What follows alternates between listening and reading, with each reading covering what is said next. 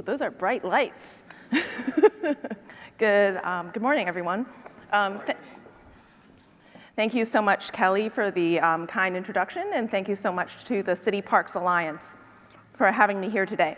It's actually a real pleasure to be back in the presence of so many practitioners all working to improve public spaces for everyone. In a time of declining budgets and ever-increasing need for all the many benefits that public spaces provide, I know that your jobs are harder than ever. And as a former public servant, I know how hard this work can be and the sacrifices that come along with doing the job. So I thank you all for your service. So I built my career helping organizations make better use of tech and data to improve the places we live, starting with my first job out of college, actually, at New York City Parks. It was long enough ago that MapQuest was a new thing, and on most GIS maps, parks were just big, empty spots that were colored green by default. A lot of things have changed since then. And as Kelly mentioned, technology and data can help with more equitable use and management of parks and public spaces to deliver better outcomes, and more recently, emerging technologies like sensors and algorithms, which are a form of AI, promises the potential of enabling data-informed decision-making at a larger scale and at a lower cost, longitudinally and over time. So you can put away those clipboards, you can really just think about how can the environment talk to you as public space managers about what it needs. But when I talk to folks about what I do, helping organizations make better use of technology and data, there's often an assumption that maybe I'm a data scientist, or maybe I write code and I'm a software developer. And while I have done some of those things, the truth is that is not actually how we drive impact through technology. This is because the successful use of technology and data is actually about culture and trust, neither of which can be built through software or code. And so my hope in this talk today is to convince all of you that you actually have the know-how and the ability to help your organizations better use technology and data, even if you've never analyzed a data set, installed a sensor, written code, or even just gotten an email to work properly on your phone. I hope to impart to all of you that leaning into conversations about data and technology is also about leaning into questions of equity. I've learned this, so I'm going to share a little story on sort of how I came to this conclusion, because you're probably, a lot of folks think it's like, well, I'm not a data person, I'm not tech, I really need the IT guy to explain what I'm doing or to explain the potential of this technology, and I'm here to just debunk all of that. I've learned this over the years, first through my work at New York City Parks, and then at Sidewalk Labs, and playing it forward now, what I've learned through Helpful Places. And so I'm going to start with a little bit of a story. My personal journey towards working in and with city parks actually didn't start in cities at all. My formal schooling is as an ecologist and an evolutionary biologist. I studied processes and interactions of organisms with their physical environment. But the more time I spent in rainforests, the more it actually became clear to me that the solution to our planetary challenges lay in figuring out cities. And my first learning was I need to expand my own mental model of what it meant to study ecology, and that was to include people and the physical environments and the processes that they built. And so my interest in the intersection of cities and ecology led me to New York City and to the Parks Department because of an ecological crisis that in the late 90s threatened the entire northeastern forest ecosystem with the Asian longhorn beetle, an invasive insect from China that attacked and killed maple trees. New York City was working with federal and state agencies, agriculture officials, to find all of the infested trees so that they could be removed. Thousands of trees were cut down in New York City as a result of this. So what was interesting to me about this project was that the Asian longhorn beetle eradication campaign was a ground game. And I still remember feeling really, really shocked at how the field staff were largely operating blindly. They were knocking on and going from door to door in Brooklyn, knock, knock, hey, do you have any trees in your backyard that we could take a look at? And let's just say when you live in Brooklyn, when someone with like a badge wearing a uniform knocks on your door, the last thing you expect is for them to ask you to take a look at a tree in your yard.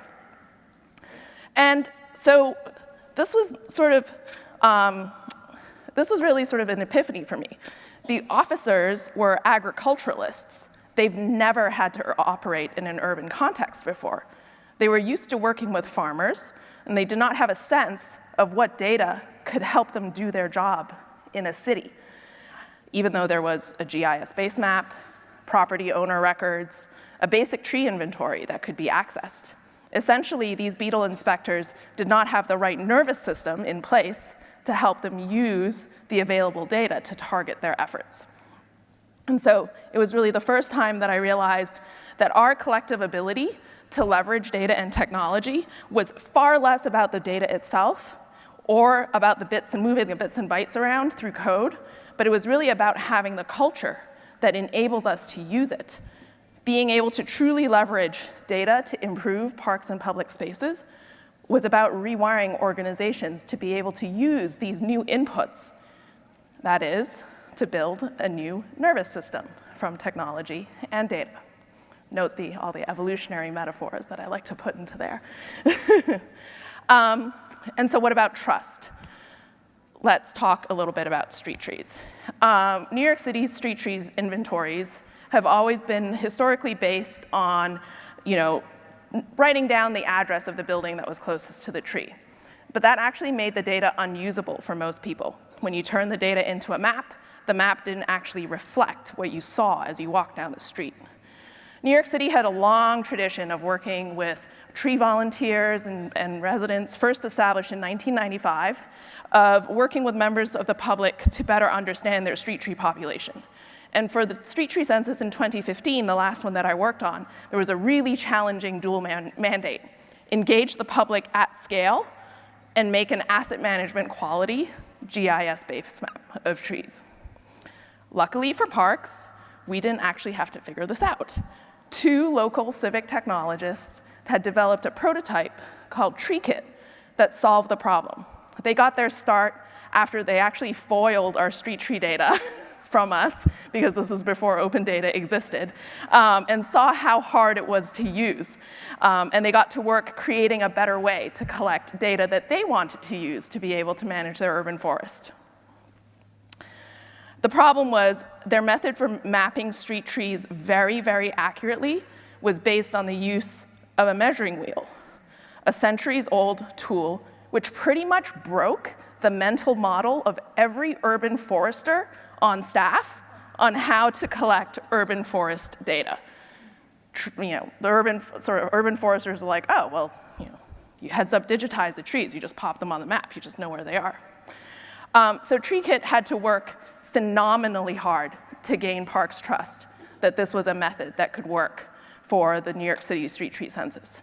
It took 4 years, 3 grants, and at the end, a head-to-head test in the South Bronx between forestry's preferred method and this civic tool before we were able to convince the agency that this was the way to go.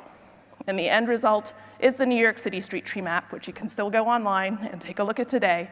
It's a data set that's a living catalog of the urban forest that is continuously updated. And here, through data, we were able to build, again, a new nervous system for the city where volunteers and foresters were able to collaborate on the management of the urban forest. And so you might be wondering by now, what does this all have to do with rainforests and ecology? And there, in the New York City government, as I worked on one digital transformation project after another, I started to sort of think about my background and my training in evolutionary biology and was like, oh, maybe the city is an organism too. And what are organisms? Organisms have a set of reflexes, they have actions that they take that have been built up over time. And the organism metaphor actually worked for me in a few different ways, starting with individual people in the system, of course, but also to communities, groups, and institutions, organizations, and governments. And cities are grand assemblages of all of these things. So this is about cities and communities having a muscle memory that's defined by culture, rules, bureaucracy, and operations. And so by now, I hope I've sufficiently communicated that every technology project I've ever worked on was about shifting organizational culture and building trust in that technology. And so if you can sort of keep going with me on this thought experiment, that cities are organisms and that the adoption of data and technology is about creating these new nervous systems, or maybe public infrastructure for how they operate to achieve place-based outcomes, then all of a sudden, this is less and less about tech and data, and maybe about the need for a next practice in urban planning. Which brings me to the present day. We are living through the next big urban revolution, one powered by data, connectivity, and AI. We need to acknowledge that infrastructure is no longer just hardscape. It's also increasingly digital. And history has shown us that starting from the steam engine, through electricity and the rise of the private car, that technology adoption will change the way we live. These technologies all manifested in places, and they have shaped and reshaped our cities each time. And digital will do it again. And so while there's incredible potential for digital technology to improve our quality of life, we need to be incredibly thoughtful in how we bring them into the city, because this is the next generational infrastructure in order to be able to realize the benefits that they can provide in a responsible way. Because infrastructure is not just hardscape anymore, but includes sensors, algorithms, and data, these are actually we need to recognize that these new forms of infrastructure are actually almost impossible for the everyday person to see and understand how they work. Because to give a sort of like concrete example, if we don't do this carefully, we are building the digital equivalent of highways that have fractured communities, divided and exploited people. Unlike the construction of a highway, the impacts of a digital technology on people and communities can shift really quickly and invisibly with software update pushed over the network. You're not even going to see it. And to explain what I mean, I'm going to keep taking this highway metaphor for a spin and keep building it out.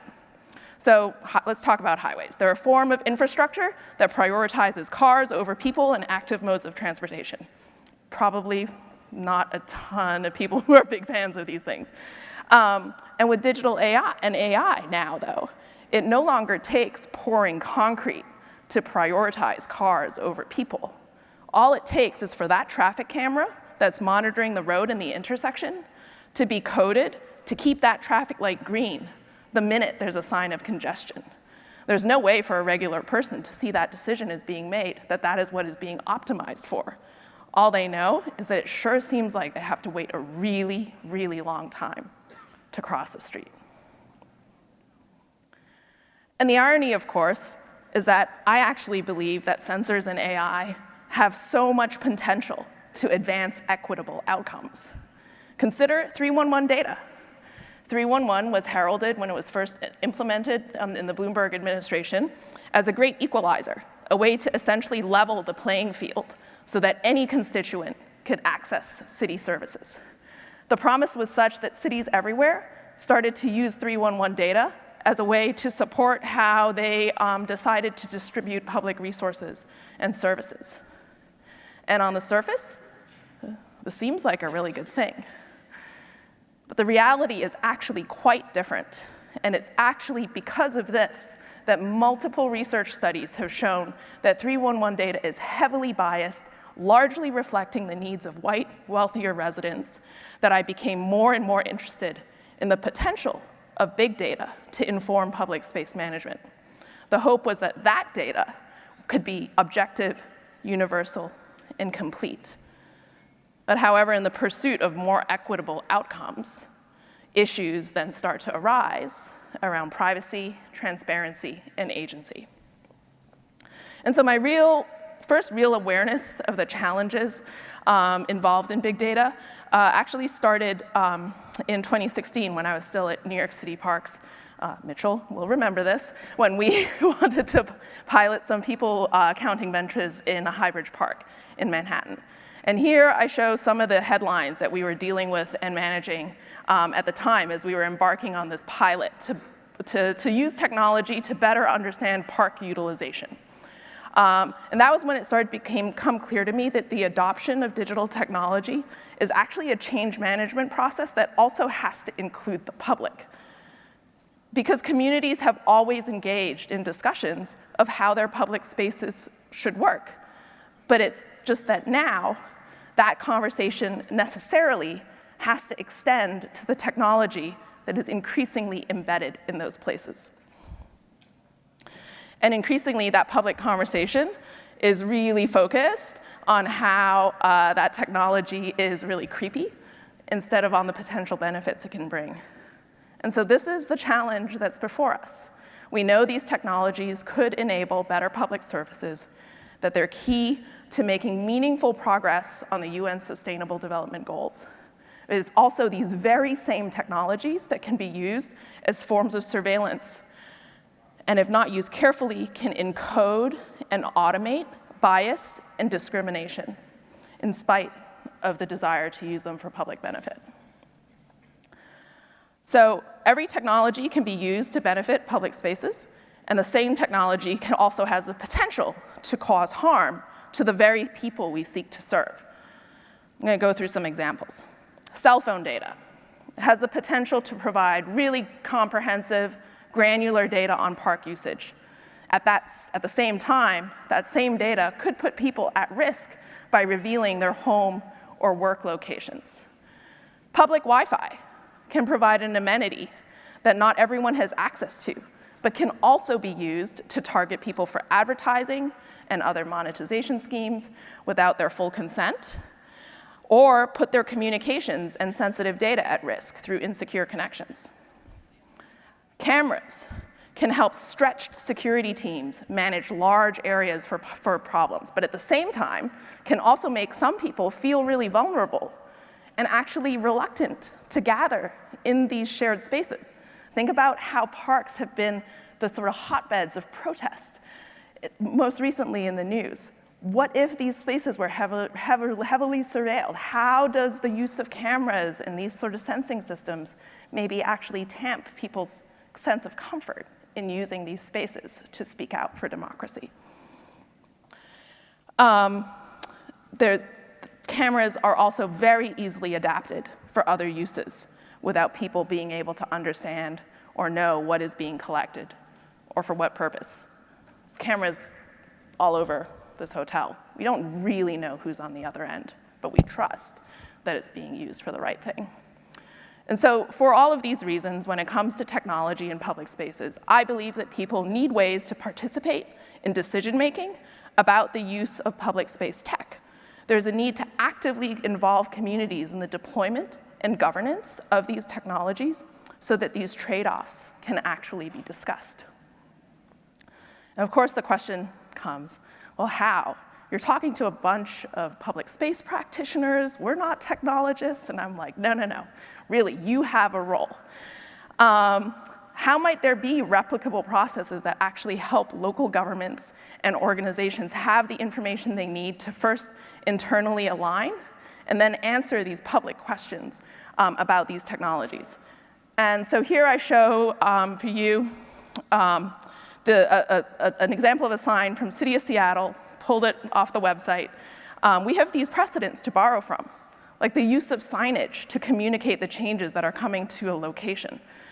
This sign explains, the proposed development for a site and the options that are available for public content, details the types of reviews and approvals and safeguards that have been put in place when we are thinking and considering as communities how we make changes to the built environment. And so this is the thing that we're working on. What if there was actually a consistent wayfinding mechanism that helps people see and understand the use of digital technology in the built environment? What if there was a signage and iconography standard that actually allowed people to learn how learn about how the technology works, what data is collected, and be given an avenue to learn more and follow up. And so these signs deployed in Sydney Olympic Park all use the open source digital trust for places and routine standards, which is what we do. We work with organizations to implement. And if you'd like to learn more about this, I'm going to boost my panel later this afternoon, working with the Underline in Miami, the city of West Palm Beach, and the city of Long Beach, where we'll be sharing and discussing how each of them are approaching community engagement and trust building and dialogue on the use of tech in public spaces. I hope you all join us. It's at 2:15. And so I'm going to sort of leave you with this. I believe that planners, parks, and public space practitioners are actually the best people equipped to have a conversation with society about technology in the built environment. Don't take it from me. Listen to the American Planning Association. In the 2023, in their trend report, the APA noticed this sort of societal decline in digital trust and suggested that with the increasing digitalization of public spaces, that planners should start thinking about how they might incorporate and think about technology and how it's being used in public spaces. And so this is my call to action for all of you. You have the expertise, background, and experience in bringing multiple groups of stakeholders together to align on outcomes for places that are meaningful to a community. Being able to use technology and data effectively is not about being a technology expert. It's about being able to be really clear about the outcomes that you want, the decisions you want to make using the data, and being really thoughtful about the stakeholders that have been brought into the decision-making process. Technology is evolving and continuing to shape our cities and public spaces. It's no longer limited to being on screens and in workplaces. We are all living inside a computer, and it's time we started to really talk about what that means for ourselves, our communities, and the places where we live, work, and play. Thank you.